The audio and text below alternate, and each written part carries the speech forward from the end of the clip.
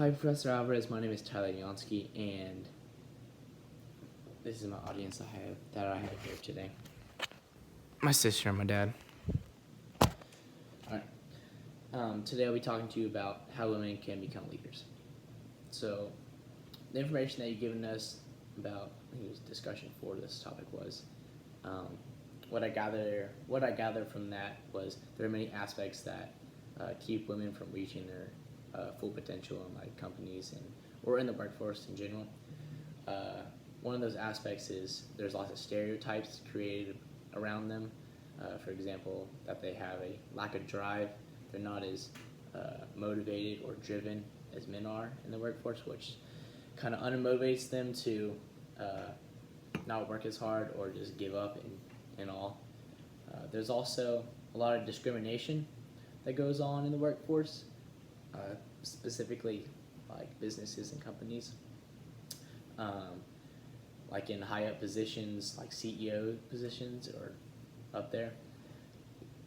Those are mainly men up there, and they'll they'll not hire women because they're discriminated against the women, and that will unmotivate people. That will unmotivate them to keep on trying for those positions, because if men aren't even going to elect them those positions, they get discouraged and just give up and all.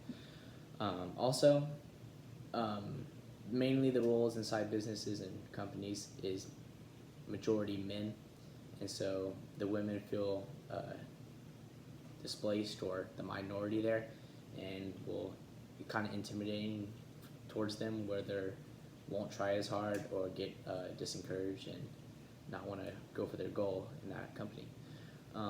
One of the things that kind of helped this and motivate them or to help them achieve those goals was that women need to match the same intensity or work rate as men.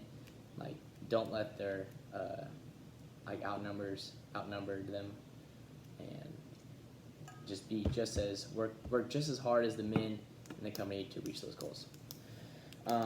Why I chose this topic was because I think it was last year.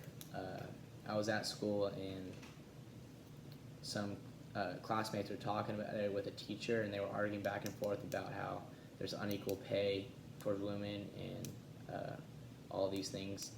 And I didn't really think of anything about it then, but now, because whenever the discussion post came up, it kind of sparked my interest again, because I didn't really understand what they were talking about or wasn't really interested. That's why I chose it. And I also, like, the other one was like transgender children, but that's not really my cup of tea. So to go along with it, I found 3 websites that were actually really good. One of them was talking about, I think it was 3 people of this survey group, and they picked 64 high up positioned women, like in CEO positions or high up positions in the companies, and then they were talking about what struggles they had on their journey inside the company, or what struggles they faced, and also how to overcome them for future women trying to achieve the same goals as them. One of the other articles was talking about how different ways for women to overcome these struggles. One of them was they told women to leave their comfort zone, which meaning like they go out and speak up. Like, say you're in like a meeting and it's just majority men in there. Is basically, don't be afraid to speak up, because just because you're a minority, like, speak up and be work driven, work hard, and match the same work rate as men. Another one was